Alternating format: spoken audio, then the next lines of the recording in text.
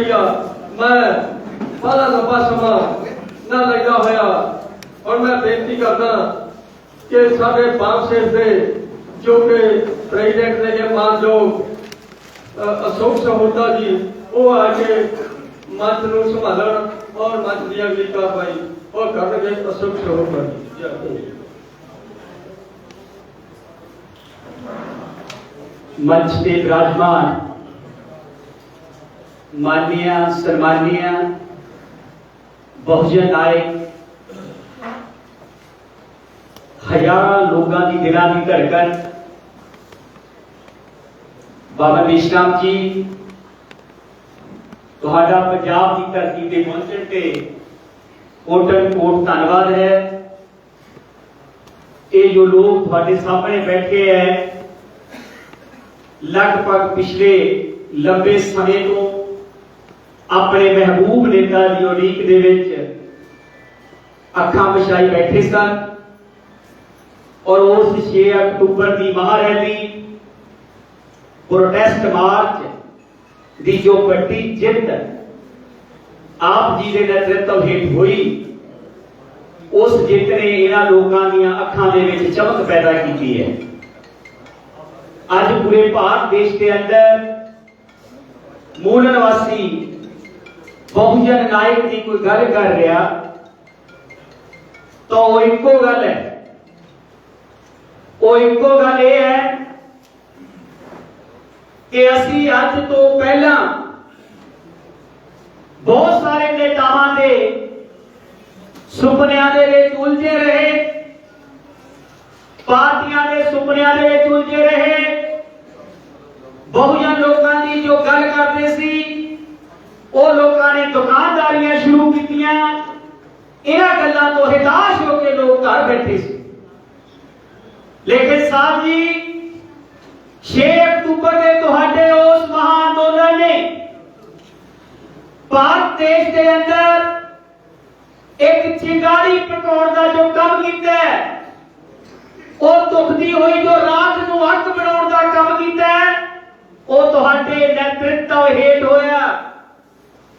अज साडा गिठ गिठ सीना चौड़ा हो जाता है जदों असीं ये कहते हैं कि उस आरएसएस वर्गे संगठन, उस आरएसएस वर्गे नेतृत्व जो मुसलमानां नूं डराउंदा सी, जो सिखां नूं डराउंदा सी, जो क्रिश्चियनां नूं डराउंदा सी, उन्होंने अज जे ओदे फन ते जो दी सिरी ते पैर रखिया तां वो बाबा विश्राम साहब ने होया।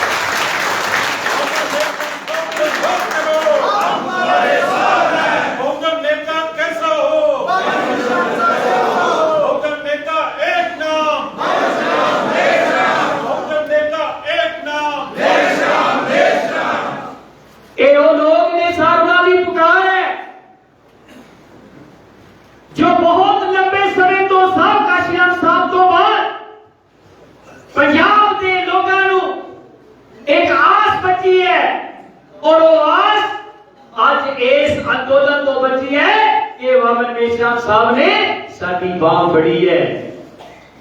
तुसी बधाई दे पात्र हो, असि अज धन धन हो गए पंजाब के लोग। मैं इस करके इन्हां सारे साथियों को यह कहना चाहता है कि साहब के जो कंधियां का बोझ है उन्होंने बंधना सीखिए, उन्होंने बन के चलिए, उन्होंने इस कारवां नूं अगे लेके जाने लई अज तो ही तैयारियां करिए तद असीं इस आंदोलन नूं साफ और सुस्ता और सीधा कह सकते हैं। क्योंकि साहब जी एक और भी कहावत है कि सप दी अगर सिरी ते पैर रख के उन्होंने घायल कर दिता जाए तो होर भी खतरनाक हो जाता है। हुण वो जिहड़ा फड़फड़ा रहा है ओदा फल पूरी तरह मसलन दे लई अगर तुसी साहब का काम नहीं बटोगे, तुसी अपनी जिम्मेवारी का एहसास नहीं करोगे तो हो सकता तुम्हारा फल उठा ले। और लेकिन जे असीं परमानेंट हल करना है तो सानू सारिਆਂ ਨੂੰ एकजुट होके इस अगवाई की सानू अगवाई बननी चाहिए है। और बाबा विश्राम साहब का पंजाब की धरती पे, इस लुधियाने की धरती पे एक बार फिर मैं कोटन कोट धन्यवाद करके अज की जो सम्मान की रस्म है उन्होंने पूरी करने के लिए जो स्टेट की कमेटी है मैं उन्होंने आग्रह करांगा कि सब तो पहला असी पंजाब की जो साडी शूरवीरां की विरासत है, जो साडी विरासत का चिन्ह है, जो सी अक्सर अपने पंजाब के लोगों के दिलों की धड़कन समझते हैं, वो असी सम्मान चिन्ह दे के पहला ये सम्मान करिए। उस तो बाद कुछ संस्थावां ने सब का सम्मान करना है। तो जितना जितना हुक्म होएगा सिद्धू सिकंदर सिद्धू जी स्टेज को बखूबी चला रहे ने, उसी तरह इस अगे लेके चलणगे। लेकिन मैं तुहाडे चरणों दे विच बेनती जरूर करूंगा कि हुण असीं सब की सुनना है।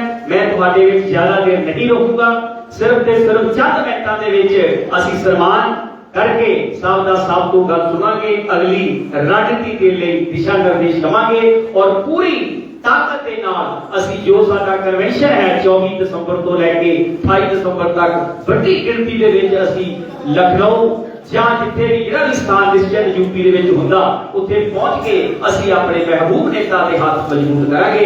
ਐਸਾ ਵਾਅਦਾ ਕਰਕੇ ਮੈਂ ਆਪਣੇ ਸ਼ਬਦਾਂ ਨੂੰ ਇੱਥੇ ਜਿਹੜਾ ਵਿਰਾਮ ਦੇਣਾ ਔਰ ਜਿੰਨੇ ਵੀ ਪ੍ਰਬੰਧਕ ਬੈਠੇ ਆ ਮੈਂ ਉਹਨਾਂ ਨੂੰ ਰਿਕਵੈਸਟ ਕਰਾਂਗਾ ਕਿ ਅਗਲੀ ਕਾਰਵਾਈ ਨੂੰ ਚਲਾਉਣ ਦੇ ਲਈ ਸਿਕੰਦਰ ਸਿੰਘ ਸਿੱਧੂ ਜੀ ਮੰਚ ਤੇ ਆਉਣ।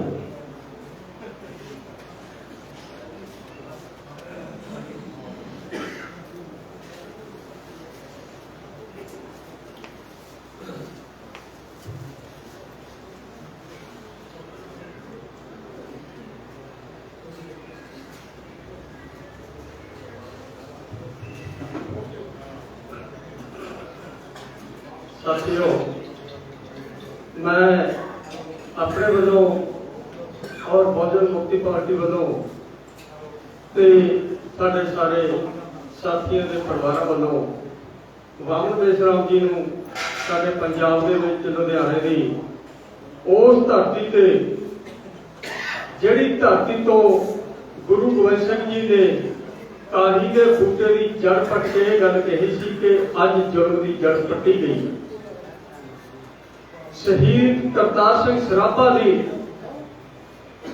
धरती ते पहुंचे मानयोग साडे वामन बेसराम जी नूं असीं जी आया आखदे हां और इन्हां दा तहे दिलों धन्नवाद करदे हां जिहड़े कि अपने वजीफे दे विचों साडे दरमियान पहुंचे नेगे और उन्हां नूं हुण असीं उन्हां दे इत्थे लुधियाणे पहुंचण ते पंजाब दे विच पहुंचण ते सब तो पहला असीं जिहड़ी कि गुरु साहिबां ने सानू दस्तार बख्शी सी, गुरु गोबिंद सिंह जी ने दस्तार बख्शी सी, वो दस्तार उन्हां दे सिर दे उत्ते सजाई जावेगी स्वागत दे तौर दे उत्ते बाबा बेसराम जी दे और शोक सहोदा जी तलीम जी सपुरी जी साहब बाबा बेसराम जी संघर्ष करो।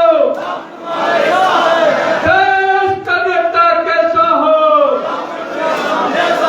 देश का नेता कैसा हो, बहुजन की मजबूरी है, बेसराम जरूरी है, बहुजनों की मजबूरी है, बहुजनों की मजबूरी है, राहुल बेसराम जी संघर्ष करो, राहुल बेसराम जी संघर्ष करो, राहुल बेसराम जी आगे बढ़ो।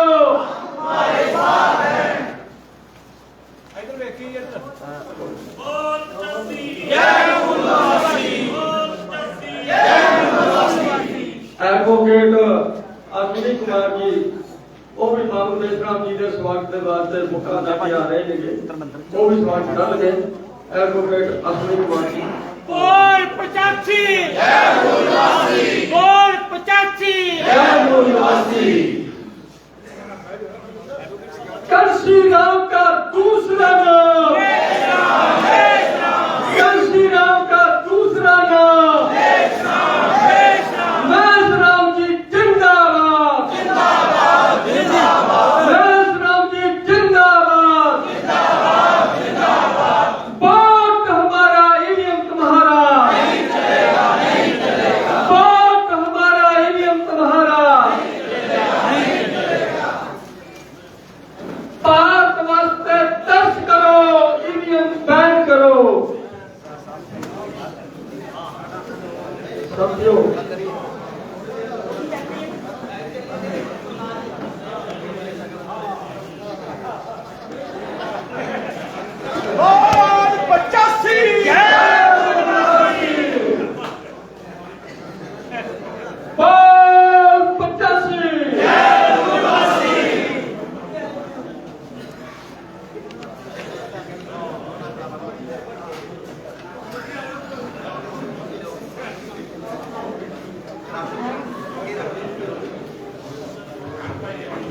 साथियों सारे साथी अपनी अपनी थां दे उत्ते बैठ जान ताकि बहुत देर तो उम्मीद कर रहे साडे महबूब नेता वामन मेश्राम जी वो तुहाडे सामने रूबरू कर लगे हैं। वो अपने विचार सानू देंगे और सानू अगला वो मार्गदर्शन करेंगे ताकि असी जिहड़ी मूवमेंट चलाई हुई है, जिहड़ा जन अंदोलन शुरू किया है, जो अंदोलन ने शुरू किया है, उस अंदोलन को असी मंजिल ते किवें लेके जाना और किहड़े-किहड़े तरीकों के नाल लेके जाना वामन मेश्राम जी वो सानू मार्गदर्शन करने वास्ते आया। हुण मैं उन्होंने बेनती करांगा कि साहब गैस ते आके तुसीं अपने अनमोल विचार साझे करो। मेश्राम साहब संघर्ष करो, हम तुम्हारे साथ हैं। मेश्राम साहब संघर्ष करो, हम तुम्हारे साथ हैं।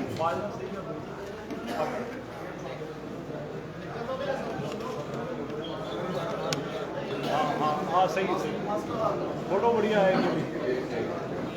हेलो साथियों,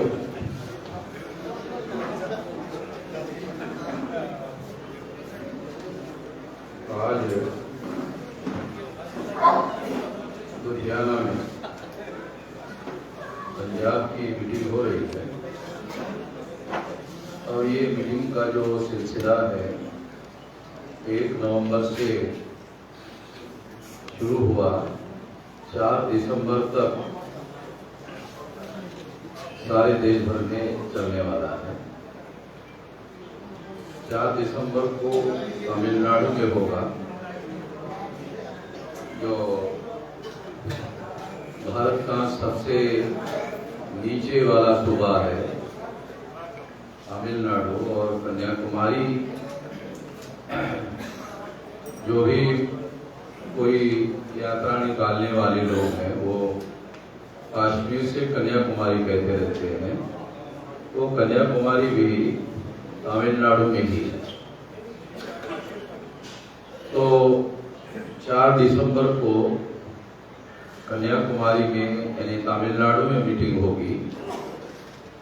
तो डेली मीटिंगें चल रही है। रात में मैं 4 बजे ग्वालियर से दिल्ली आया और फिर मॉर्निंग में फ्लाइट पकड़कर अमृतसर और अमृतसर से सीधा विदाउट नॉन स्टॉप, मतलब हम लोग किसी प्रकार का स्टॉप दिए बगैर यहाँ लुधियाना में आए। फिर भी लगभग मुझे लगता है 5 बजे का समय हो गया है, 2 मिनट बाकी है अभी।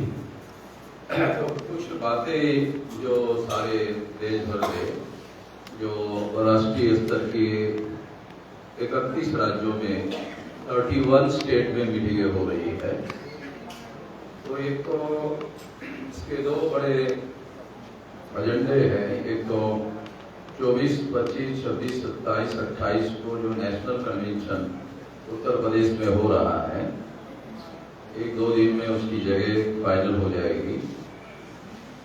तो ये एक एजेंडा है तैयारी का। दूसरा एजेंडा है जो 6 अक्टूबर को आरएसएस के हेडक्वार्टर पर जो विशाल मोर्चा हम लोग लेकर गए, उस संबंध में कुछ जानकारी आप लोगों को इस मीटिंग के द्वारा देना जरूरी है। तो साथियों,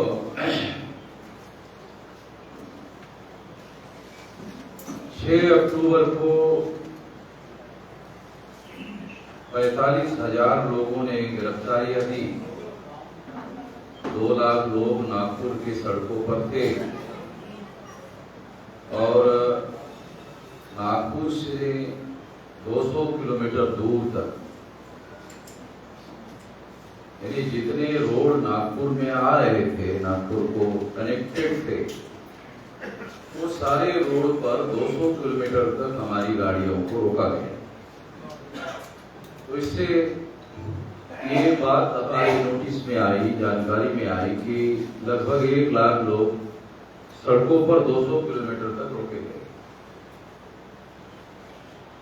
तो ये इस तरह का या इतना बड़ा आंदोलन हमारे आंदोलनों के इतिहास में ये पहली बार हुआ,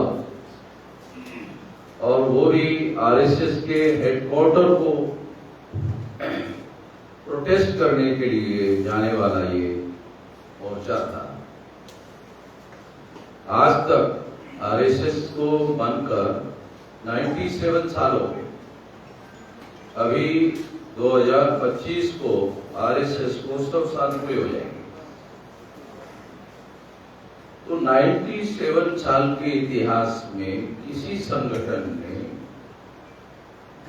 आरएसएस के हेडक्वार्टर पर प्रोटेस्ट करने के लिए मोर्चा लेकर जाने के बारे में किसी ने सोचा तक नहीं। करने की बात तो बहुत दूर की है, ये करना एक बड़ी बात होती है, मगर इस तरह का विचार भी किसी के दिमाग में नहीं आया। ऐसा किसी ने सोचा भी नहीं। संगठनाएं बहुत है, मगर किसी संगठन के चलाने वाले लोगों ने ऐसा सोचा भी नहीं, ऐसा किया भी नहीं। करना बहुत बड़ी बात होती है, मगर हमने सोचा भी और करके भी दिखाया। तो इतना बड़ा आंदोलन करने की बड़ी वजह ये थी कि रोहतक में जो डीएनए कॉन्फ्रेंस हम लोगों ने आयोजित की थी, उस कॉन्फ्रेंस को हरियाणा की सरकार ने गुंडागर्दी करने वाले जो लोग हैं उनको साथ सहयोग करके होने नहीं दिया। जबकि कोई भी सरकार संविधान की शपथ लेकर सरकार बनाती, कोई भी पार्टी और कोई भी मुख्यमंत्री संविधान की शपथ लेकर सरकार बनाते, तभी बना सकते हैं। मगर इस सरकार ने संविधान की शपथ लेकर कि हम संविधान के दायरे में रहकर काम करेंगे, ऐसा शपथ ली हुई जो सरकार है, उस सरकार ने संविधान के विरोध में आर्टिकल 19 के तहत हम जो कार्यक्रम कर रहे थे उसका उन्होंने उल्लंघन किया, संविधान का उल्लंघन किया। और संविधान का उल्लंघन करने की वजह से हमने उस कार्यक्रम को फिर भी हमने दिल्ली में जाकर के किया, और दिल्ली में जब कार्यक्रम किया तो वहां हमने अनाउंस किया कि हम नागपुर में जो आरएसएस का हेडक्वार्टर है वहां पर मोर्चा लेकर जाएंगे, प्रोटेस्ट मार्च करके जाएंगे। क्यों? कुछ लोगों ने सवाल उठाया कि मोर्चा तो संसद पर लेके जाना चाहिए, केंद्र सरकार दिल्ली में है वहां लेकर जाना चाहिए। तो हमने कहा कि जो दिल्ली में सरकार चलाने वाले लोग हैं उसके माई बाप तो नागपुर में रहते हैं, बच्चों के विरोध में मोर्चा लेकर जाने का उनके बाप को पकड़ना चाहिए, बच्चों का बंदोबस्त अपने आप हो जाएगा। तो इसलिए हमने ये मोर्चा जो है वो नागपुर में जहां आरएसएस का हेडक्वार्टर है वहां लेकर, तो इतना बड़ा मोर्चा जो है जब हम लेकर गए तो ये कोई यकायक होने वाली घटना नहीं थी। ये यकायक इतने बड़े पैमाने पर लोग गए, ये कोई यकायक होने वाली घटना नहीं थी। मेरी उम्र 18 साल 3-4 महीने की रही हो, तब से मैं बामसेव का काम था,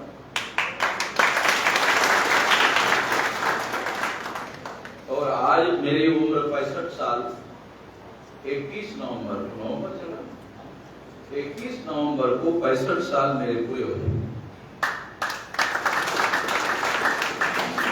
तो 18 साल 3-4 महीने की उम्र को अगर निकाल दिया जाए तो ये 46 साल से लेकर 9 महीने कितने होते हैं? 46 प्लस 9 महीने का समय हो रहा है, तब से मैं इस समाज की संगठित शक्ति निर्माण करने का कार्य कर रहा हूं। जब मैं शुरू में इस काम को, क्योंकि ये बताया जाना जरूरी है आप लोगों को, जब शुरू में हम काम कर रहे थे, महाराष्ट्र में औरंगाबाद है जहां बाबा साहब अम्बेडकर के द्वारा मिलिंद कॉलेज बनाया गया, ये बाबा साहब अम्बेडकर के द्वारा स्टैब्लिश किया हुआ कॉलेज है, और वहां मुझे पढ़ने का सौभाग्य प्राप्त हुआ। वहां पढ़ने के अलावा बहुत कुछ और पढ़ाया जाता है। बाबा साहब अम्बेडकर का कॉलेज है तो केवल सिलेबस की किताबें नहीं पढ़ाई जाती, और भी बहुत सारी बातें पढ़ाई जाती है, जिसकी बदौलत आज हम लोग आंदोलन में यहाँ तक इस बात को लेकर। तो जब हम शुरू में जब काम शुरू किया तो इस आंदोलन की शुरुआत करने का जो श्रेय है वो दीना बाना जी। आपने दीना बाना जी को शायद नहीं देखा होगा, या कुछ लोगों सीनियर लोगों ने देखा होगा।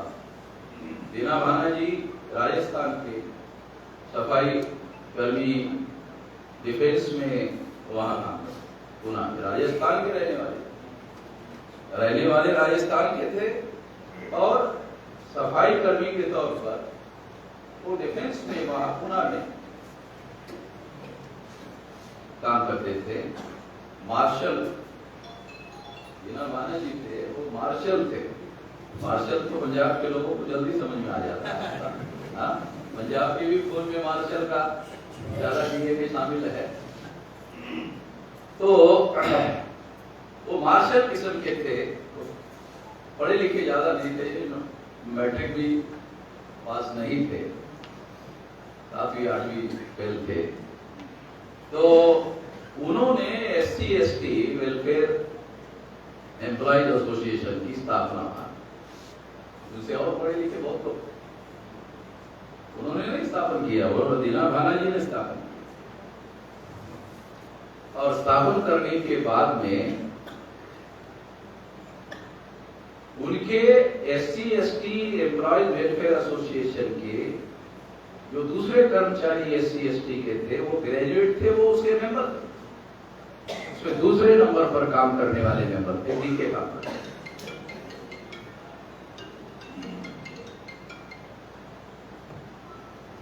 वे BSc ग्रेजुएट थे।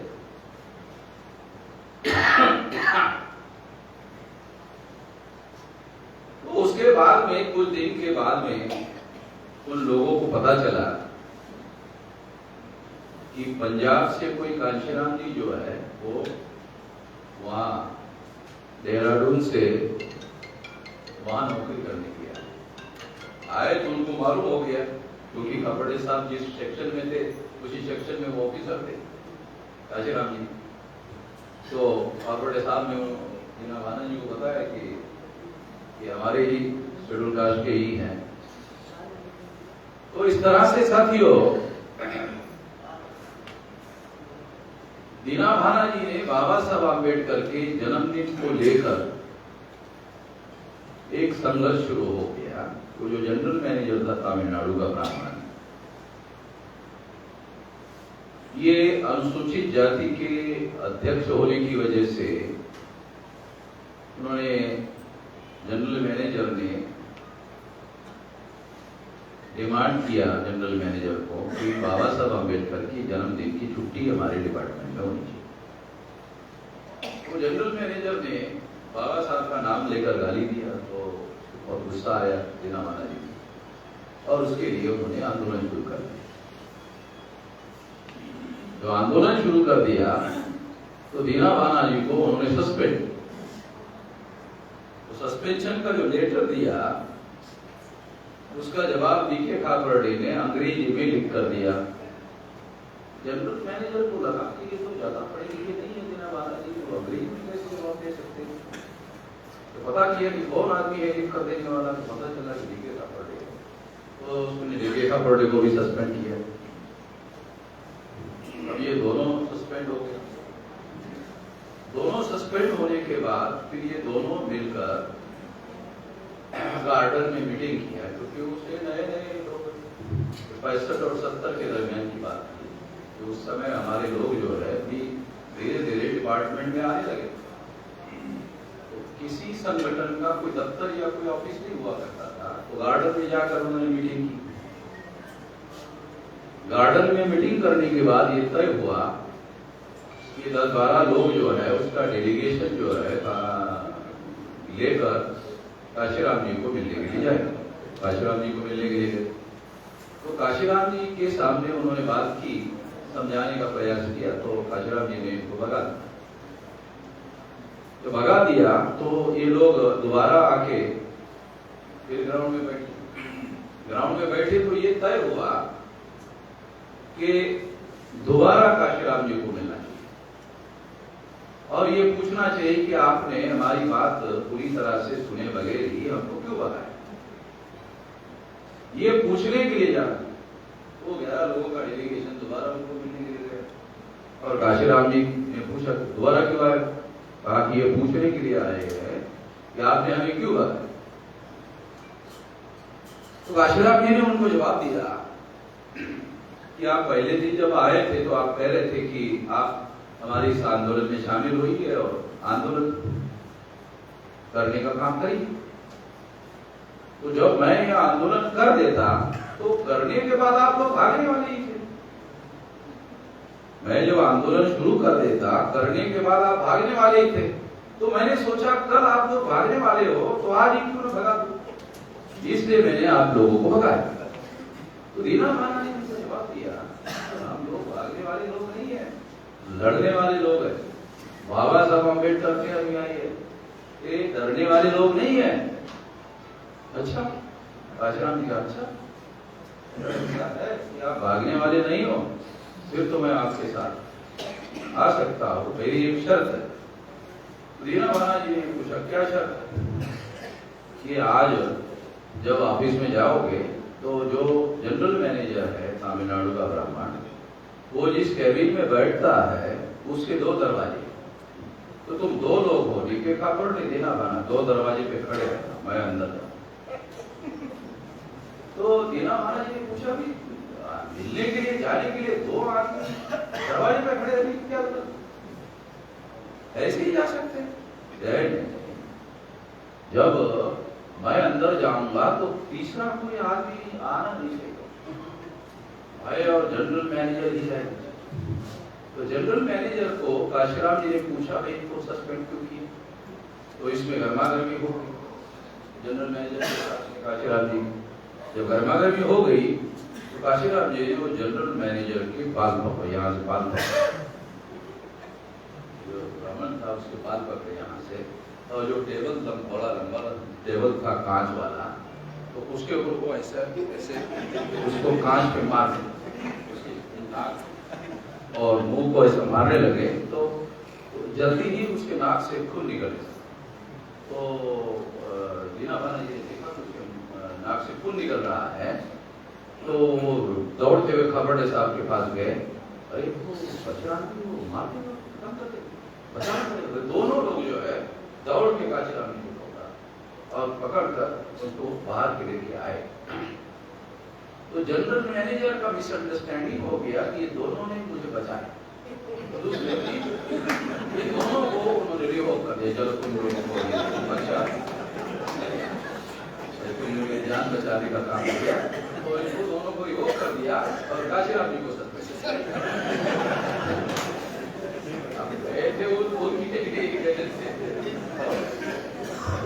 तो वह एक ही है। उसके बाद में क्या हुआ कि काशीराम जी फिर आंदोलन में काम तो था नहीं, 75% सैलरी मिलती थी और काम करना नहीं पड़ता था। तो उसी में फिर वो लोग जो काम करने लगे और जब वो सस्पेंशन से रिवोक कर दिया तो जनरल मैनेजर ने क्या किया कि ये 3 लोग प्रमुख है, उसका जो प्रेसिडेंट है दीना बाना, ये समस्या की जड़ है, इसलिए उसने जनरल मैनेजर ने दीना बाने जी का ट्रांसफर पूना से दिल्ली कर। तो दिल्ली जाने के पहले दीना बाना जी ने वो SC/ST एम्प्लॉयज वेलफेयर एसोसिएशन का अध्यक्ष काशीराम जी को बनाकर लेटर निकालकर वो दिल्ली गए। तो काशीराम जी को प्रेसिडेंट बनाए। दीना बाला जी दिल्ली में ट्रांसफर हो गए। वो काशीराम जी फिर उसको देखने के बाद कुछ साल देखने के बाद में काशीराम जी ने खापर्डे को पूछा कि खापर्डे तुम बाबा साहब की बड़ी बड़ी बातें करते रहते हो कि बाबा साहब ने कोई किताब लिखी है क्या? कहा चलो एक आध किताब जो है मुझे लाकर दे। तो खापर्डे साहब ने एक किताब जो है एनिलेशन ऑफ कास्ट बाबा साहब की, वो काशीराम जी को पढ़ने के लिए रात में 9 बजे जाकर दी। तो दूसरे दिन जब मिलने के लिए काशीराम जी को गए खापर्डे साहब, तो वो किताब पढ़े रहे। तो खापर्डे साहब ने काशीराम जी को पूछा कि ये आप सवेरे पढ़ रहे? मैंने तो रात में दिया। कहा रात से 1 बार 2 बार 3 बार 4 बार देर में लगातार पढ़ रहा हूँ, और ये 1 बार पढ़ने के बाद मेरी नींद जो है उड़ गई है, और मेरे को नींद नहीं आ रही, तो लगातार मैं ये कई बार पढ़ चुका हूँ, और ये किताब पढ़ने के बाद मैं इस नतीजे पर पहुंचा हूँ कि जिंदगी में कुछ करने के लिए मकसद चाहिए। वो मकसद इस किताब को पढ़ने के बाद। अब मैं 3 बात मैं आपको बताता हूँ। ऐसा काशीराम जी ने खापर्डे साहब को कहा। 3 बात। पहली बात तो मैं अब घर में नहीं, संकल्प करता हूँ कि आज से मैं घर नहीं जाऊंगा। दूसरा, मेरा एंगेजमेंट हो गया है, वो एंगेजमेंट को मैं तोड़ देता हूँ। और तीसरा संकल्प है मेरा कि मैं अपनी जिंदगी में कभी कोई अपने नाम पर प्रॉपर्टी नहीं बनाऊंगा। ऐसे 3 संकल्प लेकर खापर्डे साहब को ये 3 संकल्प में लेकर के ये काम करूं। और तब से फिर वहां उन्होंने काम शुरू किया। तो उनको ये समझ में आया कि केवल SC ST के लोगों को ही इकट्ठा करने से देश में परिवर्तन करने का जो काम है वो होने वाला नहीं। SC ST के साथ साथ हमें SC ST OBC को भी जोड़ना होगा, माइनॉरिटी को भी जोड़ना होगा। तो इसीलिए 6 दिसंबर 73 को काशीराम जी ने जो SC ST employees welfare association था, उसको उन्होंने बाम से backward and minorities communities employees federation, और बैकवर्ड जो है वो 3 शब्दों से उन्होंने बनाया। Backward means SC ST OBC। तो इस तरह से एक नया संगठन 6 दिसंबर जो बाबा साहब अम्बेडकर का महापरिनिर्वाण दिन है, उस दिन को उन्होंने इसको शुरू किया, जिसको उन्होंने नाम दिया कंसेप्शन ऑफ बाम से। और 6 दिसंबर 78 को काशीराम जी ने बोट क्लब, जो दिल्ली में बोट क्लब है मैदान, वहां पर उस समय कार्यक्रम करने के लिए अलाउ किया जाता था, अब अलाउ नहीं किया जाता है।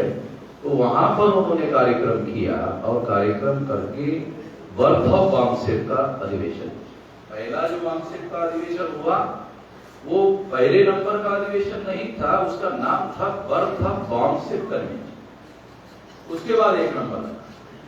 उस पहला जो नेशनल कन्वेंशन था बामसेप का, उसका नाम था birth of BAMCEF convention, boat club Delhi. तो साथियों, हमने इस काम को जब शुरू किया तो हमारे पास कोई ज्यादा जानकारी नहीं थी।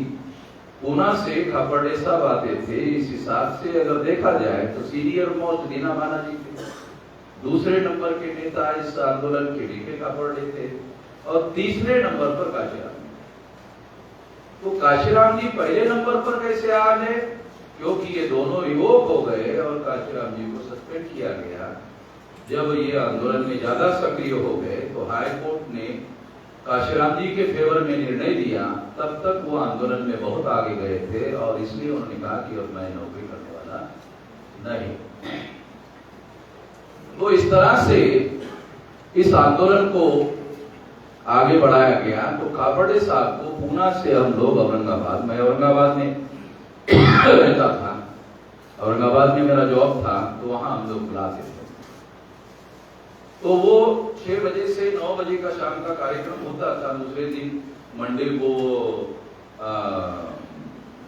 को लोग जो है वो पूना में जाकर के ड्यूटी पर ज्वाइन करते थे, तो रात में 10 बजे के बाद हम उनको बस स्टैंड छोड़ने के लिए जाते थे। तो बस स्टैंड पर खड़े खड़े हम उनको सवाल पूछते थे, तो सवाल का जवाब देते थे।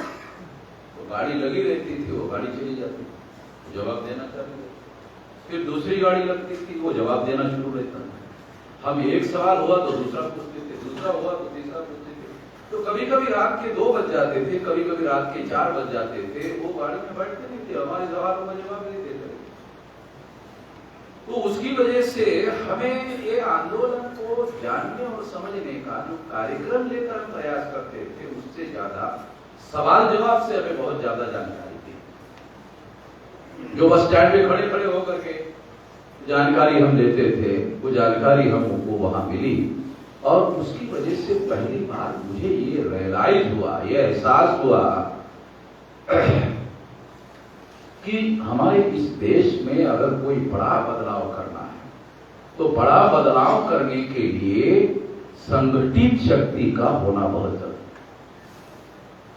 अगर कोई बड़ा परिवर्तन हम इस देश में लाना चाहते हैं, तो वो परिवर्तन लाने के लिए संगठित शक्ति होना बहुत जरूरी है। संगठित शक्ति के बगैर हम कोई बड़ा परिवर्तन नहीं ला सकते। जब ये बात मुझे रियलाइज हुई, तो मैंने भी संकल्प किया कि मैं इस काम को संगठित शक्ति निर्माण करने के लिए अपना जीवन लगाऊंगा। तो तब से लेकर अब तक जो है, हम लोग अभी 46 साल और 9 महीने का समय हो गया है। तो इतना लंबा समय लगाकर 31 राज्यों में, 567 जिलों में, 4000 के ज्यादा तहसीलों में, 22,000 से ज्यादा ब्लॉक में और 1.5 लाख से ज्यादा गांवों में संगठन फैला। इतना लंबा समय लगाने के बाद इतना बड़ा संगठन और इतनी बड़ी संगठित शक्ति निर्माण करने में कामयाब हो गए। इतना लंबा समय लगाने के बाद हुए कामयाब, उसकी वजह से 45,000 लोग जेल में गए। नागपुर में 2 लाख लोग सड़कों पर थे और 1 लाख के लगभग लोग जो है, वो 200 किलोमीटर तक जो हमारी गाड़ियां सड़कों पर रोकती है, 1 लाख लोग वहां पर। इतना बड़ा आंदोलन जो है, हम लोगों ने लगातार जो आंदोलन किए, तो इतना बड़ा आंदोलन इतिहास में हमारे कभी नहीं हुआ।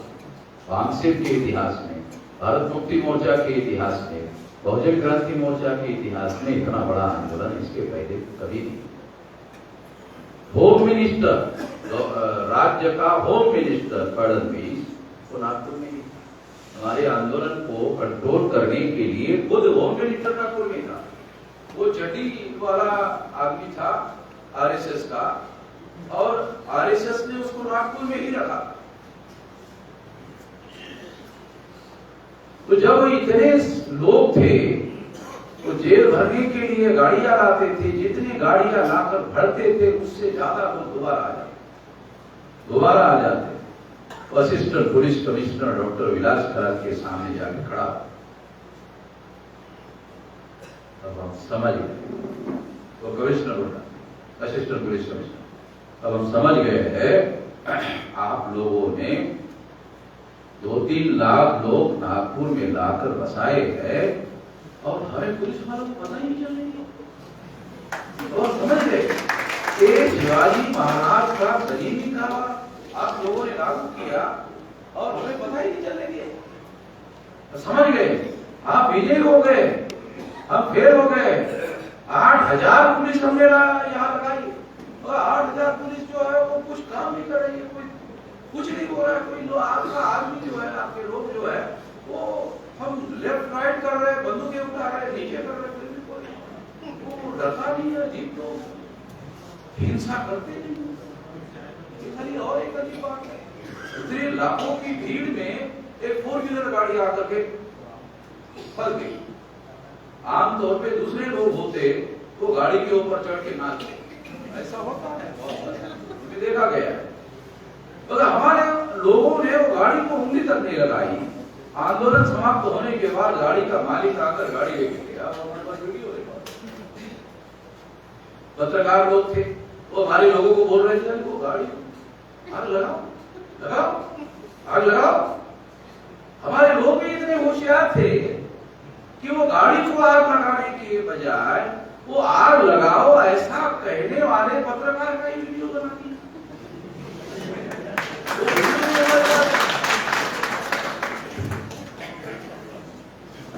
इतने साल की मेहनत से लोगों को, क्योंकि आर्टिकल 19 जो संविधान का है, वो जो अधिकार है वो हिंसा के करने के लिए वो अधिकार बहाल नहीं है। आप संगठन बना सकते हैं, संगठन चला सकते हैं, आंदोलन कर सकते हैं, विचार की अभिव्यक्ति कर सकते हैं, मगर शांतिपूर्ण तरीके से कर सकते हैं। ये अधिकार आर्टिकल 19 में संविधान में बाबा साहब अम्बेडकर ने लिखा। तो हिंसा के आधार पर यह अधिकार नहीं है, तो शांतिपूर्ण तरीके से आप ज्यादा से ज्यादा संख्या में लोगों को ला करके ऐसा कर सकते हैं। हमारे लोगों ने ये बात को समझा और वो पत्रकार जो आरएसएस का ज्यादा संभावना है, वो चाहता था कि हिंसा हो जाए और सरकार को गोली चलाने का मौका मिले।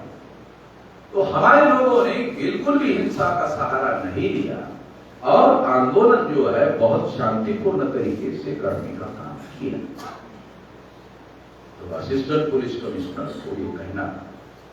और होम मिनिस्टर के आदेश पर पुलिस कमिश्नर मुझे मिलने के लिए सदर पुलिस चौकी के मुझे डिटेल करके रखा है, तो वहां मुझे मिलने के लिए स्वाभाविक है कि अगर पुलिस कमिश्नर फैसला करता तो वो अपने पुलिस वालों को बोलकर गाड़ी में बिठाकर मुझे कमिश्नर ऑफिस लेके जाता, क्योंकि मैं तो डिटेल देता।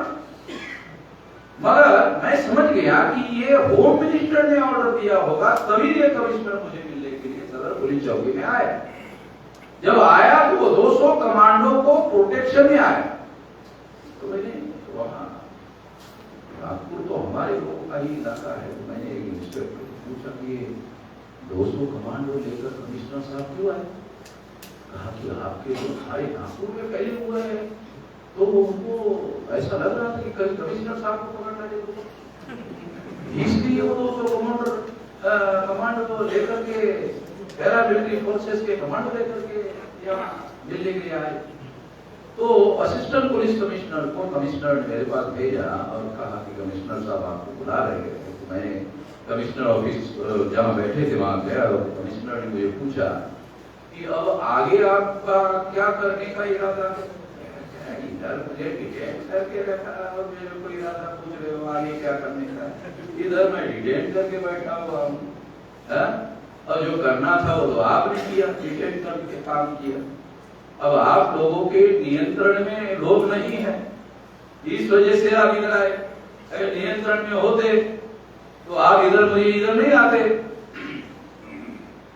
हमने तो हाईकोर्ट ने 4 तारीख को जब फैसला किया तो रात में मीटिंग लेके ये आंदोलन स्थगित करने का निर्णय किया और 6 तारीख को सारे लोग इकट्ठा हो जाएंगे और उसमें स्थगित करने की घोषणा करेंगे कि हेडक्वार्टर पर लेकर जाने का आंदोलन हम स्थगित करते हैं और सुप्रीम कोर्ट जो में केस लेकर जाते हैं और सुप्रीम कोर्ट जब ऑर्डर देगा तब ये दोबारा हेडक्वार्टर आरएसएस के लेके जाने का दोबारा आंदोलन शुरू करेंगे, दोबारा आ जाएंगे सारे आंदोलन करेंगे जो।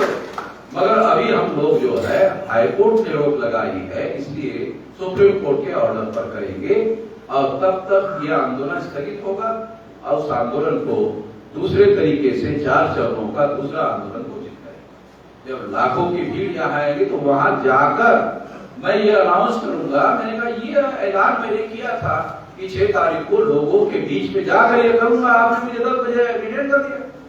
जब आपने मुझे डिटेन कर दिया 10 बजे,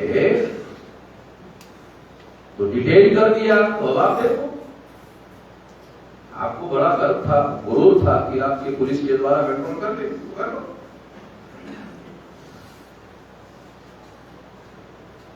तो असिस्टेंट पुलिस कमिश्नर को उसने कहा कि मुझे ले जाओ। मैं दूसरे कमरे में हम लोग बैठे हुए थे 4-5 लोग।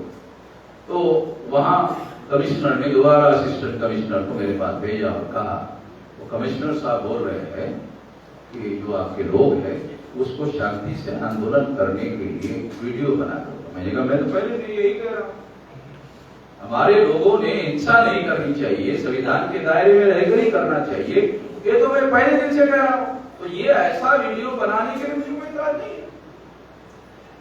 मैंने वो वीडियो बना कर दिया, देने के बाद में वो उन्होंने वहां लोगों को दिखाया, तो हमारे लोगों ने कहा ठीक है, हम शांतिपूर्ण तरीके से करेंगे, मगर वामन मेश्राम को छोड़े बगैर हम यहां से हटने वाले नहीं है। सारे लोग जो खड़े बैठ, तो मैंने असिस्टेंट पुलिस कमिश्नर को कहा है, मुझे क्यों बोल रहे थे, तो कमिश्नर बोलो, क्योंकि ये फैसला मुझे छोड़ने का मैं थोड़ी कर सकता हूं। ये कमिश्नर को बोलो, तो वो कमिश्नर को जाके बताया कि लोग बोल रहे हैं कि वामन मेश्राम को छोड़े बगैर यह आंदोलन समाप्ति की घोषणा नहीं होगी। तो कमिश्नर ने फौरी बोल दिया कि छोड़ो।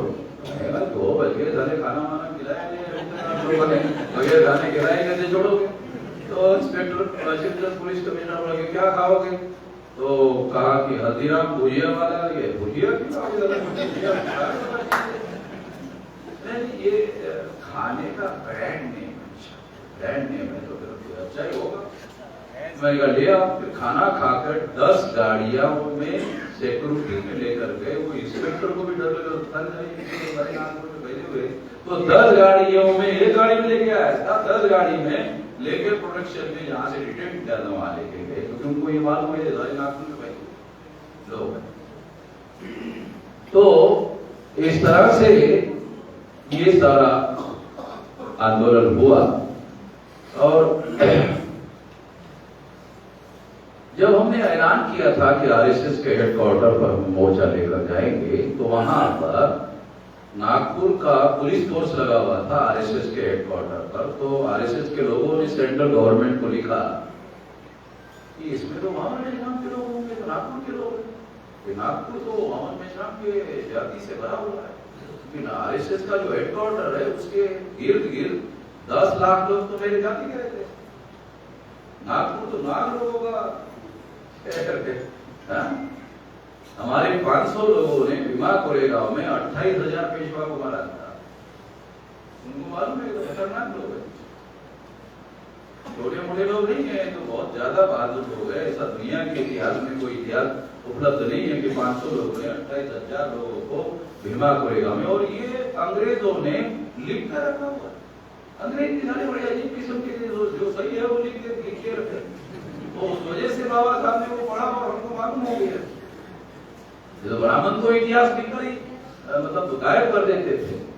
तो इस तरह से जब उनको मालूम हो गया कि ये नागपुर का पुलिस फोर्स जो है हटाओ और सेंट्रल गवर्नमेंट का पुलिस फोर्स लगाओ, तो ही प्रोटेक्शन होगा, नहीं तो प्रोटेक्शन होने वाला नहीं है आरएसएस के हेडक्वार्टर का। तो 150 लोगों को CISF, central industrial security force, paramilitary force है, वो पुलिस लोग नहीं थे, पैरामिलिट्री फोर्सेस के लोग। पैरामिलिट्री फोर्स का मतलब होता है, उनका ट्रेनिंग मिलिट्री का होता है, अर्धसैनिक बल होता है। पंजाब के लोगों को तो मालूम ही है कि अर्धसैनिक बल के लोगों के द्वारा ही संभवतः यहाँ बहुत बड़े पैमाने पर बहुत दिन तक प्रोटेक्शन में रखा गया था। तो जब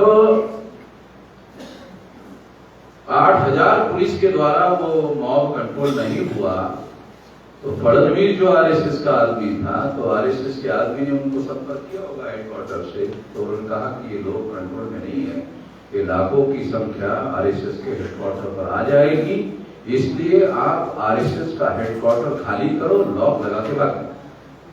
तो आरएसएस को के हेडक्वार्टर को लॉक लगाकर आरएसएस के सारे लोग भाग। ये बात जो पुलिस विभाग में जो लोग थे उन्होंने बताया कि वो लोग लॉक लगा। एक तो ये किया, दूसरा सीआईएसएफ के जो जवान हैं उससे सिक्योरिटी नहीं हो सकती, और इसलिए 70 कमांडो परमानेंट वहां लगाए जाए, ऐसा सेंट्रल गवर्नमेंट ने दूसरा ऑर्डर दिया। वहां भी 150 के साथ साथ 70 कमांडो फोर्स लगा हुआ है। तो कमांडो के बारे में तो आपको जानकारी होगी, ये मिलिट्री का ट्रेनिंग होता है सारा का सारा। तो इस तरह से इतना सारा जिन लोगों को सारे देश के लोग डरते, आरएसएस बोले तो सारे संगठन के लोग डरते, सारे देश के लोग डरते, सबसे ज्यादा मुसलमान डरते। तो वो लोग जो है उसको हम लोगों ने चेतावनी दिया, ये हमारी चेतावनी थी। हम लोगों ने ये नहीं कहा था कि हमारा आरएसएस का घेराव करेंगे, ये करेंगे, वो करेंगे। ये हमने उनको चेतावनी देने के लिए कहा था कि देखो ये आप लोगों ने संविधान के साथ जो व्यवहार कर रहे हो तो आपको छोड़ेंगे नहीं, तो आपको चेतावनी देकर के छोड़ रहे, क्योंकि सारे देश भर में डर फैला हुआ है कि ये संविधान को बदल देंगे, ये करेंगे, वो करेंगे। मैं आपको संविधान के संदर्भ में एक खास बात बताना चाहता हूँ। संविधान में अमेंडमेंट करने का अधिकार है, जो बाबा साहब अम्बेडकर ने 68 आर्टिकल में लिखा हुआ है। संविधान बदलने का भारत के नागरिकों को कोई अधिकार नहीं, ये अधिकार नहीं दिया हुआ। संविधान बदलने का अधिकार भारत के नागरिकों को नहीं है, संविधान में सुधार अमेंडमेंट करने का अधिकार, बदलने का और सुधार करने का, ये दो बातें ध्यान रखना है। सुधार करने के लिए 368 आर्टिकल में प्रावधान है कि आप बदल सकते हो, मतलब सुधार कर सकते हो। तो जो लोग संविधान को बदलने की बात करते हैं वो संविधान विरोधी लोग हैं, संविधान द्रोही लोग हैं। जो संविधान द्रोही लोग हैं वो देशद्रोही लोग माने जा सकते हैं, ये बात। और आरएसएस के ऊपर 18 केसेस है, आरएसएस के ऊपर 18 केसेस है। 2003 से लेकर 2018 तक जो भारत में बॉम्ब ब्लास्ट हुए वो सारे बॉम्ब ब्लास्ट आरएसएस के, सारा कच्चा चिट्ठा हम लोग अभी सारे देश भर में वो सारा का सारा उनसे कोर्ट में केसेस है, 18 केसेस है आरएसएस के ऊपर। एक केस तो 18 में आरएसएस के ऊपर देशद्रोह का मुकदमा।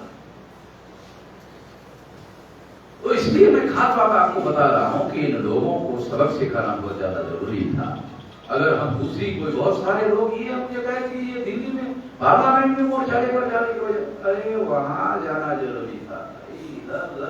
ये नरेंद्र मोदी प्रधानमंत्री है ऐसा लोग मानते हैं, सारी सत्ता तो आरएसएस के नियंत्रण में, उसके आगे क्या? तो उन लोगों को सबक सिखाना जरूरी था। और इस बात को ध्यान में रखते हुए साथियों इतना बड़ा कार्रवाई, इतनी बड़ी कार्रवाई की, ये कार्रवाई करने के लिए 46 साल, अराउंड अबाउट 47 साल लगा है। जो संगठित शक्ति का निर्माण किया उसकी बदौलत ऐसे ही नहीं हुआ, एकाएक नहीं हुआ। 18 साल 3-4 महीने की मेरी उम्र थी, 65 साल, 21 नवंबर को 65 साल मेरे पूरे हो जाएंगे। इतना लंबा समय लगाकर कोई जिंदा ऐसा व्यक्ति नहीं भारत में जो 500 जिलों में फिजिकली जाकर के मीटिंग किया हो। मैं ही एकमात्र व्यक्ति हो जो भारत के 714 जिलों में 500 जिलों से भी ज्यादा जिलों में फिजिकल जाकर मीटिंग किया हो। इतना हार्डवर्क जो है हमने संगठन बनाने के लिए किया। संगठन बनाना के लिए एक आदमी के सवालों का जवाब देना कितना मुश्किल है, आप लोगों को अनुभव होगा। 500 जिलों में जाकर सवालों के जवाब देकर और वहां लोगों को ट्रेन करके हमने इतना बड़ा संगठन बनाया। उस संगठित शक्ति निर्माण की और उस संगठित शक्ति के बल के आधार पर इतना बड़ा ऐसे एकाएक नहीं हुआ। इसलिए साथियों ये जो विशाल आंदोलन हुआ ये कोई सामान्य बात या सामान्य घटना नहीं थी। कई लोग सारे देश भर में मुझे ये बता रहे हैं कि जो संगठन चलाने वाले एससी एसटी ओबीसी माइनॉरिटी के लोग थे सारे देश भर में ये कह रहे हैं, वो विरोध करते थे, वो दिन के बाद हमारा विरोध बंद हो गया। ऐसा शायद आप लोगों को भी अनुभव हो रहा हो। और सारे देश भर में लोग अब ऐसा कह रहे हैं जो हमारे संगठन में नहीं है। दूसरा संगठन हमारे लोग है चला रहे हैं, वो कह रहे हैं कि अभी एक ही आदमी लड़ता हुआ देश में दिख रहा है, वो अमन निजाम के अलावा कोई आदमी लड़ता हुआ नहीं दिख रहा है। साथियों प्लानिंग और प्रिपरेशन के सहित काम किया हुआ संगठन है, मगर अभी हमारे संगठन की रणनीति में हमने बड़ा बदलाव किया। अब संगठन बनाने के लिए समय नहीं लगाया जाएगा, अब सारा समय आंदोलन करने के लिए।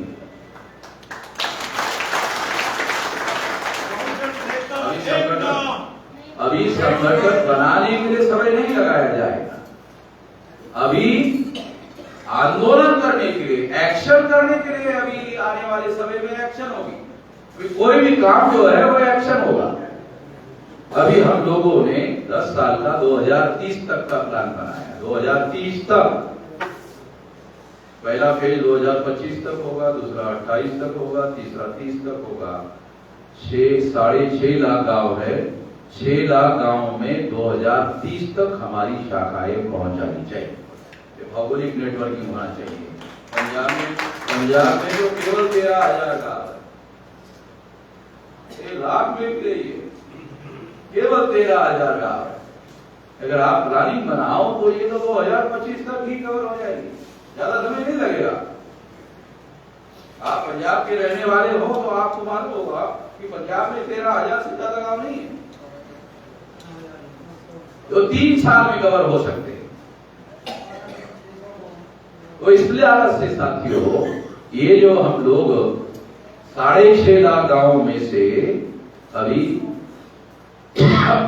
बंगाल से आगे आसाम, आसाम से आगे त्रिपुरा, वहां तक संगठन की शाखा है। बांग्लादेश के बॉर्डर पर, इधर पाकिस्तान के, इधर चाइना के बॉर्डर पर, इधर श्रीलंका के बॉर्डर पर, भारत के बॉर्डर लाइन में जितने विदेशी देश है, कोई ऐसा देश नहीं है जहां के बॉर्डर पर हमारी वामसेन की शाखा कार्यरत नहीं। इतना विशाल संगठन हमने बनाया और इतना विशाल संगठन, इतनी विशाल शक्ति हमने निर्माण की। और ये आंदोलन, अब 2 बड़ी बातें आपको बताना चाहता हूं। तो ये कि 6 अक्टूबर को संघ परिवार वर्सेस मूल निवासी परिवार, ये आंदोलन शुरू हो चुका है। भारत में संघ परिवार वर्सेस मूल निवासी परिवार, ये आंदोलन शुरू हो गया है। नहीं तो चर्चा क्या होती थी भारत में 6 तारीख के पहले? हिंदू मुसलमान, हिंदू मुसलमान, हिंदू मुसलमान, हिंदू मुसलमान, हिंदू मुसलमान, केवल था हिंदू मुसलमान ही चर्चा हो। 6 अक्टूबर के बाद हिंदू मुसलमान की चर्चा आरएसएस, विश्व हिंदू परिषद, भाजपा ने करना बंद कर दिया।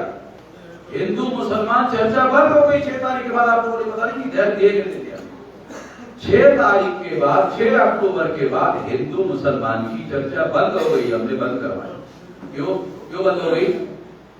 कोई वजह होगी ना बड़ी, वही बड़ा आपको बताना चाहता हूं कि जब ये 6 तारीख के बाद हिंदू मुसलमान का मामला खड़ा करेंगे तो लोग इनको पूछेंगे कि वो 3 लाख लोग फिर मुसलमान थे क्या, हमारे ऊपर चढ़ने के लिए आए थे?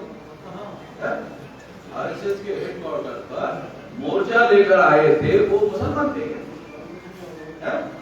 तुम जिनको हिंदू कहते हो वही ना आए थे, वो क्यों आए थे? अगर वो हिंदू क्यों आए थे? हिंदू मुसलमान कर रहे हैं। इसका मतलब है कि ये जो जबरदस्ती से तुम हिंदू मुसलमान कह रहे हो, जबरदस्ती से एससी एसटी ओबीसी को ब्राह्मण लोग हिंदू कह रहे, कहां गए लोग? किस आधार पर हिंदू है? जब आक्रमणकारी मुसलमानों का भारत में आगमन हुआ तो यहाँ की प्रजा को मुसलमानों ने हिंदू कहा। वेद, श्रुति, स्मृति, पुराण, रामायण, महाभारत, गीता में हिंदू शब्द ही नहीं। हिंदू संस्कृत भाषा का शब्द नहीं है, हिंदू हिंदी भाषा का शब्द नहीं है, हिंदू पर्शियन भाषा का शब्द है। जब ये मुसलमानों का दिया हुआ शब्द है, तुम देवी मुसलमानों के विरोध में बकवास करते हो और उनका ही दिया हुआ नाम तुम्हारे धर्म के लिए लगाते हो। धर्म करने के लिए ब्राह्मणों को, अरे तुम्हारे धर्म का नाम ब्राह्मण धर्म है, कहो ब्राह्मण धर्म, कहो ब्राह्मण धर्म, कहो हिंदू धर्म का। तुम लोग छुप के ब्राह्मण धर्म को हिंदू के आवरण में छुपाकर प्रचार क्यों कर रहे हो? खुलकर करो। जैसे वामन मेश्राम खुलकर ब्राह्मण का नाम लेता है, तुम भी ब्राह्मण के नाम पर प्रचार करो। आरएसएस के लोगों ने सोशल मीडिया में प्रचार शुरू किया, वामन मेश्राम हिंदू विरोधी नेता। तो हमारे लोगों ने सवाल उठाया, तुम शेड्यूल कास्ट को हिंदू कहते हो, तुम शेड्यूल ट्राइब को हिंदू कहते हो, तुम ओबीसी को हिंदू कहते हो, और इनकी लड़ाई वामन मेश्राम लड़ रहा है, तो हिंदू विरोधी कैसे? इनको ही हिंदू कहते हो। अगर इनको माइनस करो तो तुम्हारे कितने बचेंगे? अभी मुझे दिल्ली में, ग्वालियर में राजपूत क्षत्रिय कहने वाले लोग आकर, राजपूत क्षत्रिय तो आकर मिले, और उनको मैंने कहा, क्षत्रिय राजपूतों को, उनको पता है तुम क्षत्रिय कौन हो? जो एंशियंट इंडिया में नाग लोग थे,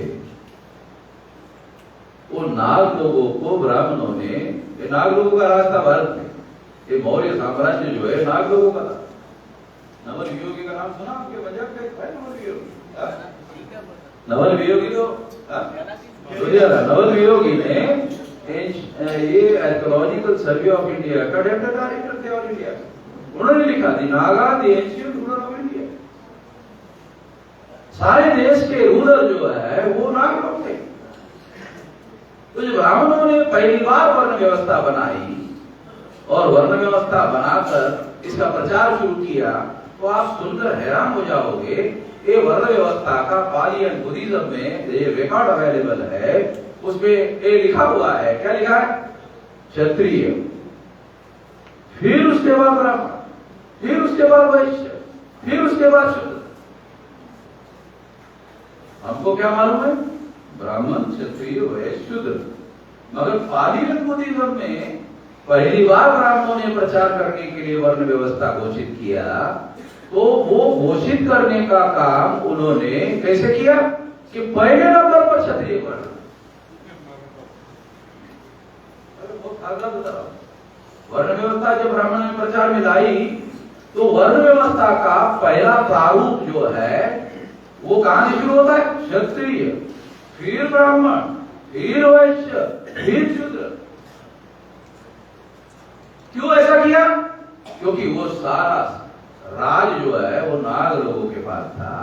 ये नाग लोगों को वर्ण व्यवस्था में एसिमिलेट करने के लिए उन्होंने उनको क्षत्रिय कहा, ताकि उनकी मान्यता क्षत्रिय वर्ण को मिले और वर्ण व्यवस्था को मिले। क्योंकि इनकी मान्यता नहीं मिलेगी तो ब्राह्मण अपने बल पर वर्ण व्यवस्था लागू नहीं कर सकते। जब पुष्यमित्र शुंग के द्वारा सम्राट ध्वदत्त मौर्य, जो चंद्रगुप्त मौर्य का आखिरी उत्तराधिकारी था, वो जब मारा गया, उसके बाद ब्राह्मणों ने ये जो वर्ण व्यवस्था है इसको बदला और क्षत्रिय की जगह ब्राह्मण, और पहले नंबर पर ब्राह्मण रखा, उसके नीचे क्षत्रिय। पहले क्षत्रिय पहले नंबर पर, उसके बाद ब्राह्मण। तो ये जो नाग लोग हैं भारत के, जो नवल वियोगी आपके पंजाब के, उन्होंने यदि Nagas ancient rulers of India, ये हमारे लोगों का राज, ये हमारे लोगों का साम्राज्य था ये देश। आज अगर हमारा वो शुरू करते थे, वो जो हमारे लोग थे उनको अपना इतिहास ढूंढते रहते। तो हमने फिर ये जो राजस्थान के, पंजाब के, उत्तर प्रदेश के, बिहार के जो क्षत्रिय और राजपूत कहने वाले लोग हैं, उन लोगों को अब मालूम हो गया कि हमारा मूल नाग लोग है। तो मेरे को SC, ओबीसी माइनॉरिटी का होगा तो आपका भी हो जाएगा उद्धार। तो साथियों, ये बहुत महत्वपूर्ण बातें जो है, ये इतिहास के क्रम में ये जानकारी लोगों को हो रही है। तो ये बात मैं आप लोगों को खासतौर पर बताना चाह रहा हूँ, जानकारी देना चाह रहा हूँ कि हम लोगों ने अभी इतना बड़ा आंदोलन ये जो खड़ा किया हुआ है, ये आंदोलन आने वाले समय में 2030 तक प्लानिंग के तहत कालबद्ध कार्यक्रम बनाया। 2030 तक 6 लाख गांवों का आंदोलन होगा। खेला गांव में हमारी शाखाएं होगी, ये भौगोलिक नेटवर्किंग बता रहा हूं। उसके बाद दूसरी बात आपको बताना चाहता हूं, 1703 शेड्यूल कास्ट के टुकड़े हैं, जातियां हैं। 1703 शेड्यूल कास्ट की जातियों के टुकड़े कितने हैं? शेड्यूल कास्ट के टुकड़े कितने हैं?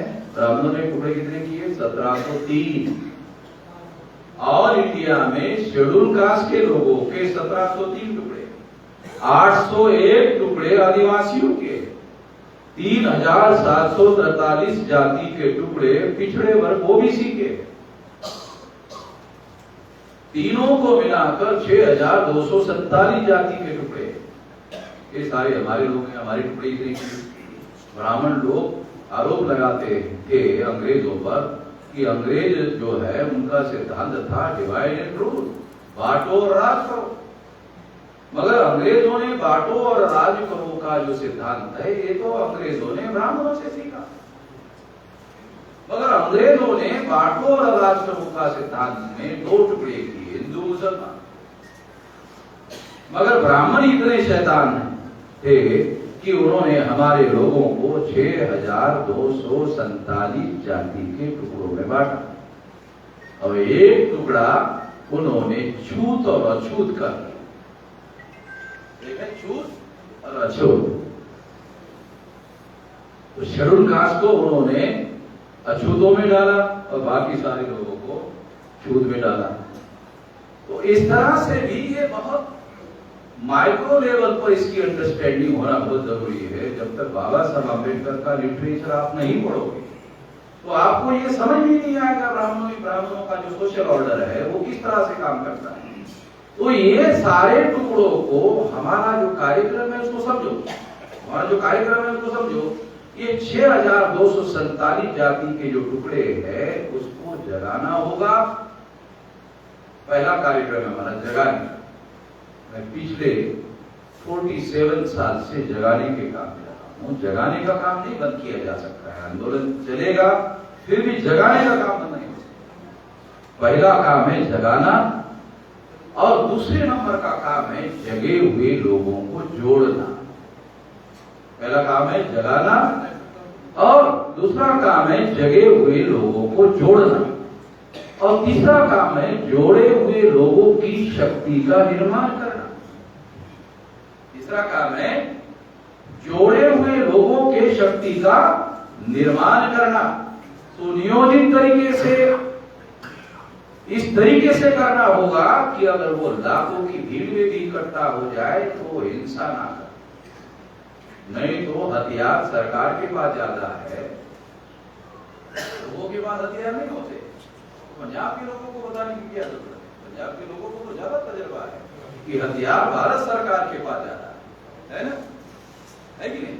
ऑपरेशन ब्लू स्टार में तो आप लोगों को मालूम ही होगा, आपको नहीं मालूम होगा तो मेरे को तो मालूम ही नहीं। ऑपरेशन ब्लू स्टार में मिलिट्री लगाया। मिलिट्री कभी भी देशवासियों के विरोध में इस्तेमाल नहीं हो सकती। मिलिट्री का फंडामेंटल प्रिंसिपल है मिलिट्री कभी अपने देशवासियों के खिलाफ में इस्तेमाल नहीं।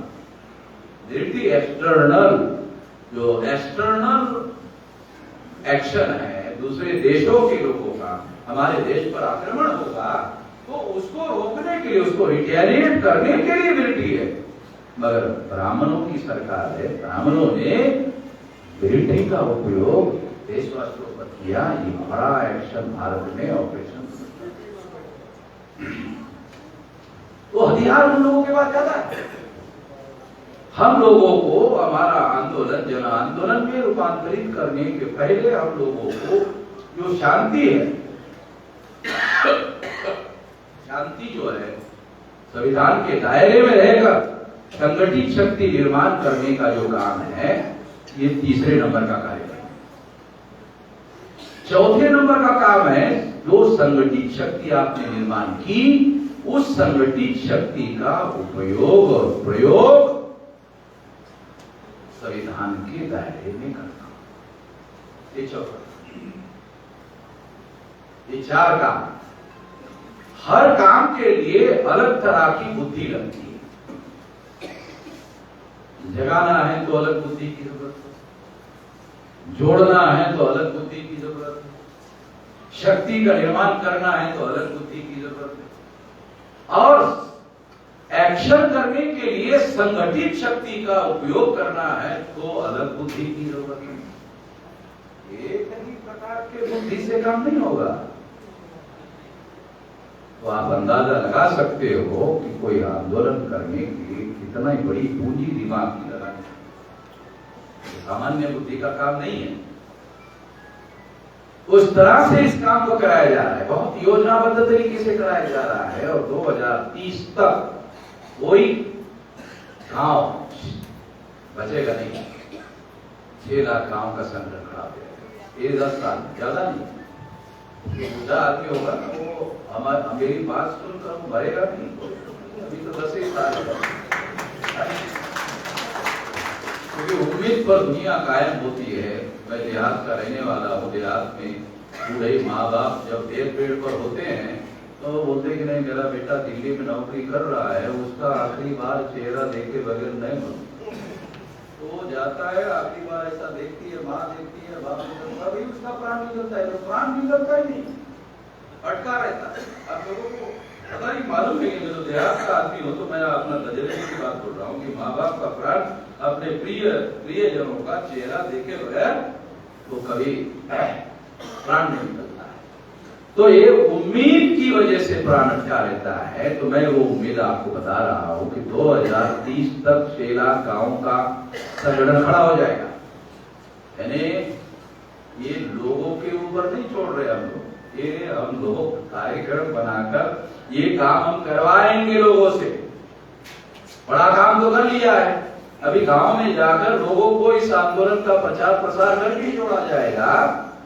एक तो ये भौगोलिक नेटवर्किंग का काम है, दूसरा 6247 जाति के टुकड़ों को जोड़ने का कार्यक्रम है, वो है सोशल नेटवर्क। ये 2 कार्यक्रम हम लोग 10 साल में अमल में लाएंगे। तो 6 लाख गांव में, एक गांव में 2 आदमी को तैयार करो, 6 लाख इंटू 2 12 लाख। 10 आदमी तैयार करो, 6 लाख इंटू 10 60 लाख। अगर आपने 100 लोगों को तैयार किया 6 करोड़। अगर एक गांव में आपने 100 लोगों को तैयार किया 6 लाख इंटू 100 6 करोड़। 200 तैयार किया 12 करोड़। 250 तैयार किया 15 करोड़।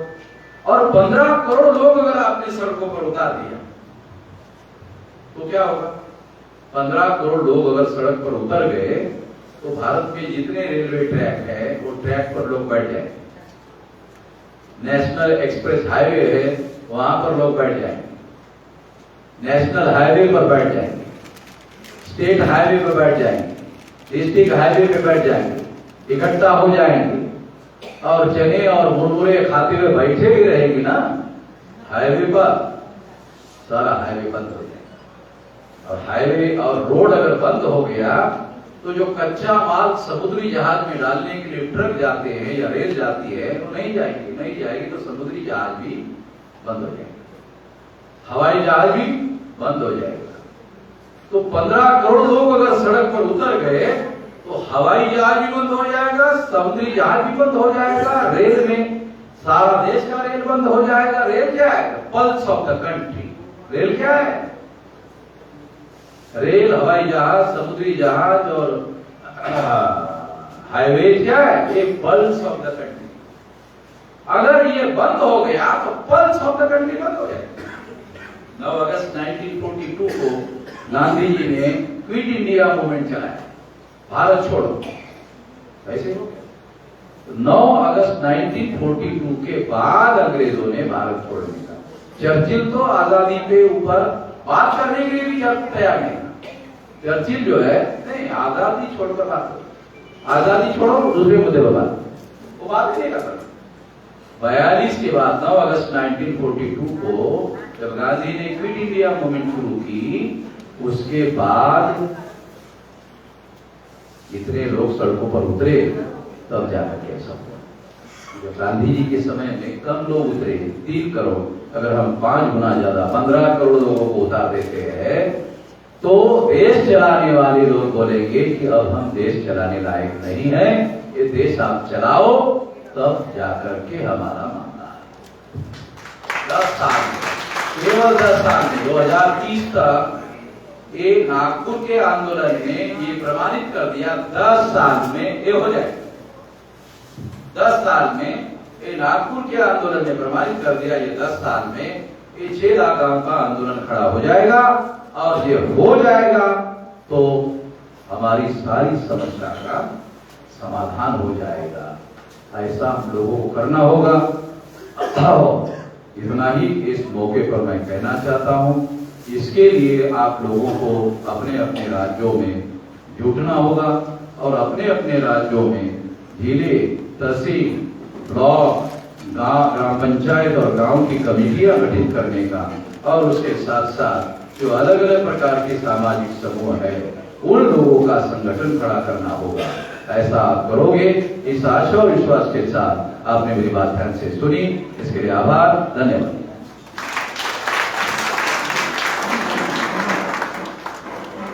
साथियों और पंजाब के यूनिट वालों बाबू मेश्राम जी को निधि दी जाएगी अंदोलन निर्माण के लिए और 2.5 लाख रुपए का चेक जो उन्होंने भेंट किया जाएगा। 85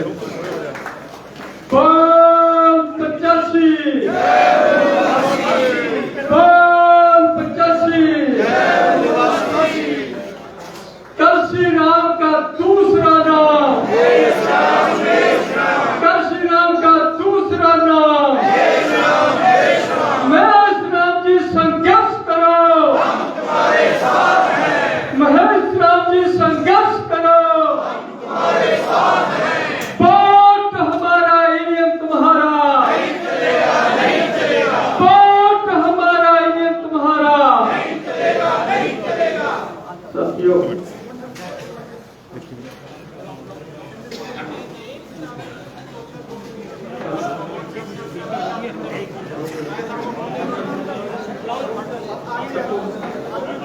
साथियों वो कक्का साइड पे हो जाओ।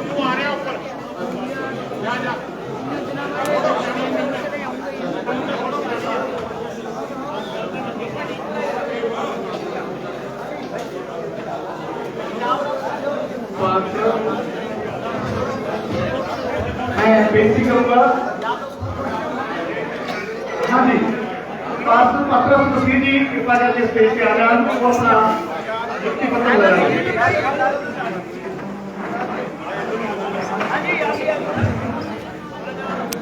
पार्षद राजेंद्र कुमार जी, राजेंद्र कुमार जी प्लीज। लो जी साहब, शक्ल दिखा जरा मड़ी जी। पार्षद तरसेम मसीह जी के राष्ट्रीय क्रिश्चियन मोर्चे के नियुक्ति पत्र माननीय मोहम्मद मेश्राम साहब जी ने तकसीम किए हैं।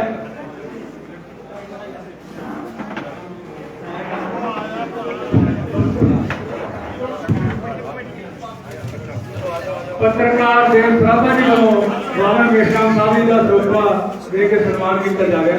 पत्रकार देव सराभा जी जेड़े के बंदी मोर्चे नाल बैठे ने कैसी क्या रहा ठीक हो और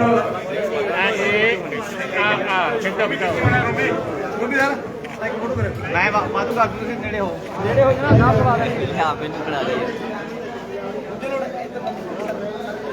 आप ज्यादा क्या आ जाते हो मेरे पंजाबी ऑन ग्राउंड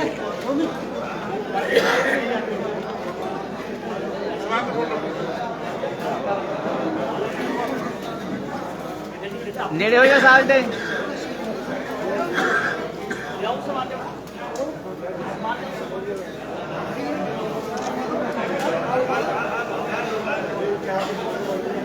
नेड़े हो जाओ बलदेव जी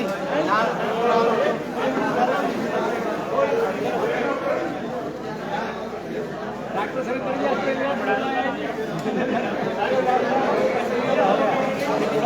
हाँ हाँ ले रहा हूँ।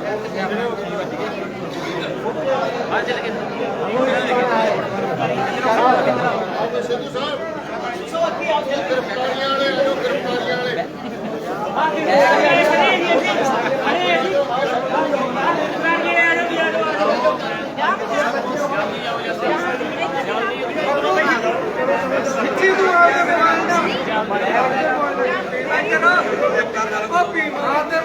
सर गिरफ्तारियों वाले ऊपर आ जाए सर सभी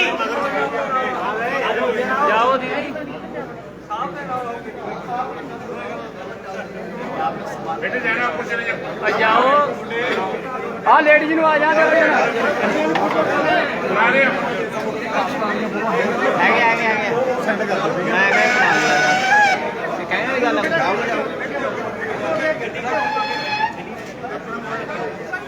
ਕੁਰਬਾਨੀ ਵਾਲੀ ਮਾਤਾ ਨੂੰ ਉੱਪਰ ਬਾਤ ਕਰਦੇ ਆ ਕਿਹੜੇ